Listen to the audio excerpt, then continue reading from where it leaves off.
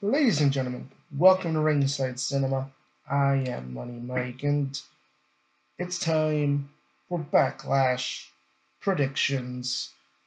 And it feels weird. It feels like I just literally got back from Las Vegas, and we're already on to the next PLE. So crazy. But we do have three PLEs if you count Saturday night's main event this month, so that's even going to be crazier. But we have 5 matches to talk about for Backlash Tampa. Now, I am recording this immediately after Monday Night Raw, so I have a little bit of information to help me with my picks. So let's go ahead and start with the mystery of Danhausen and who his tag team partner will be, as Danhausen and a mystery partner will be teaming with The Miz and Kit Wilson. Now, we did see on SmackDown last week, Danhausen said he wanted a match against The Miz and Kit Wilson, and Nick Aldis told him he had to find a tag team partner. And, well, we don't know who that partner is. I'm pretty sure we might find out either on SmackDown or at Backlash itself, depending on who the partner is. And there's been a lot of speculation on who. But I will say this is my prediction here, is that Danhausen and his mystery partner are going to win the match. Regardless of who it is, Danhausen and his mystery partner will win. Now, who the mystery partner will be, I'm going to predict Royce Keys. Royce Keys won the Andre the Giant Memorial Battle Royal last month in Las Vegas on SmackDown before WrestleMania, and I think the WWE wants to push Royce Keys post WrestleMania, and I think putting him in there as Danhausen's tag team partner will help get him over, as Danhausen has become a fan favorite very quickly in the WWE. So I am predicting Danhausen and Royce Keys to win over The Miz and Kit Wilson. Now, next up, a rematch from WrestleMania. We have Sami Zayn, who is no longer the United States champion, going against the new United States champion, Trick Williams. And Trick Williams, you know what? The WWE is trying to get younger. They're pushing the younger stars. So I fully expect Trick Williams here to win, even though the circumstances where Trick Williams obviously is going to be very, very depressed over losing his good friend, the Gingerbread Man. And we do have that segment on SmackDown coming up where we have the funeral for the Gingerbread Man.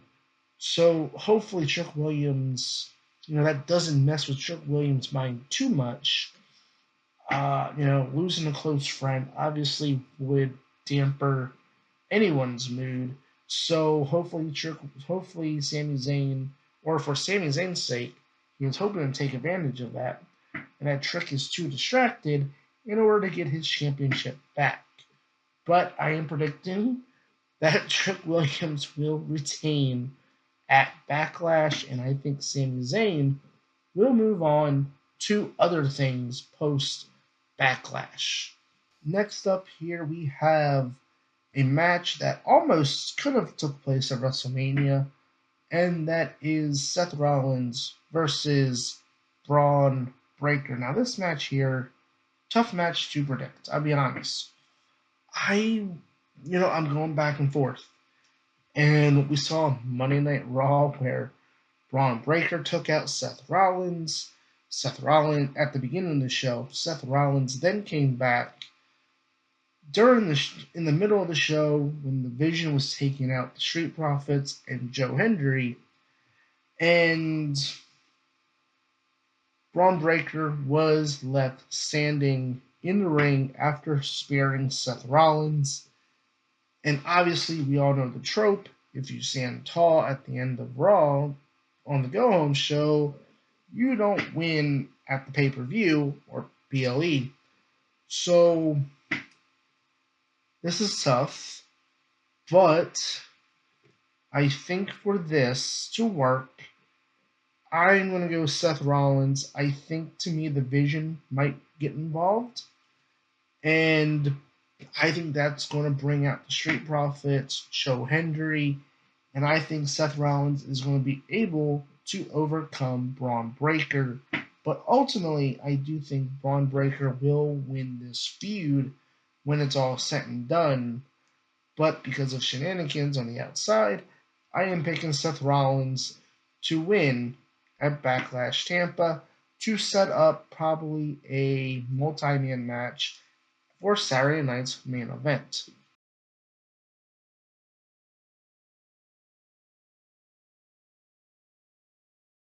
Next here we have IYO SKY versus Asuka.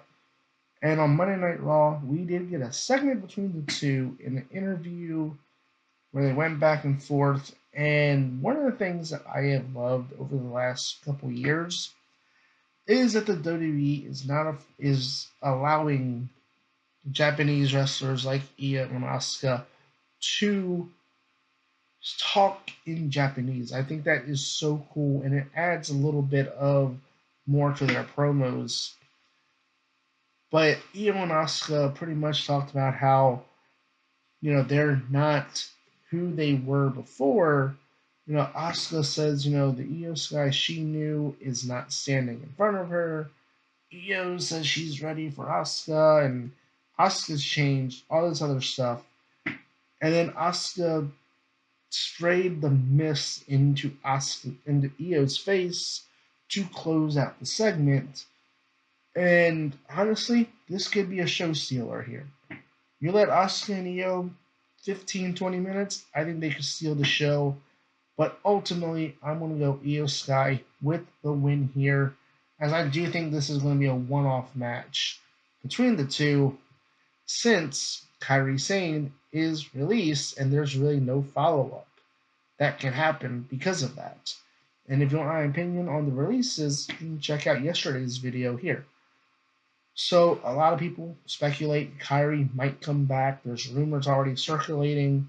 Kairi might come back to finish the story with Io and Asuka, and I just don't see it happening. I know fans want a R-Truth situation, but I just don't see it happening.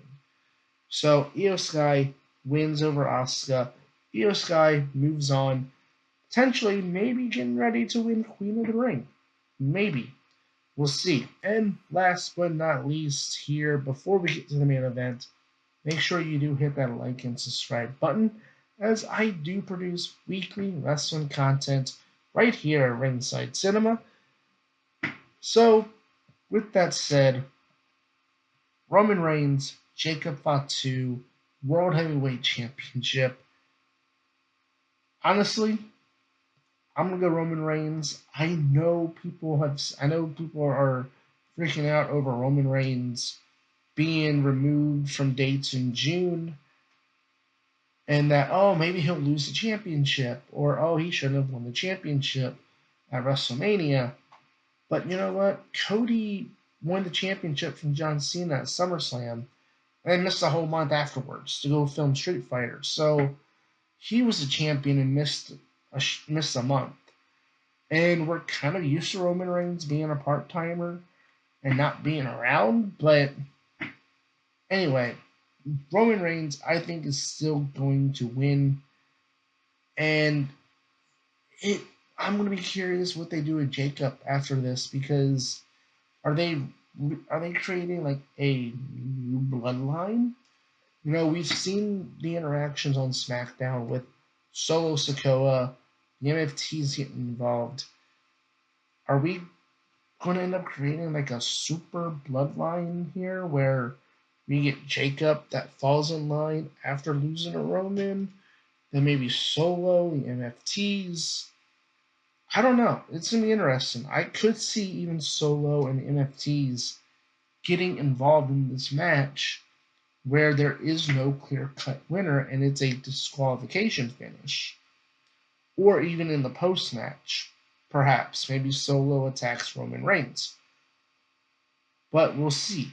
You know, the Tonga Death Grip, that is seemingly the big thing the WWE is trying to get over in this, and I love it for Jacob.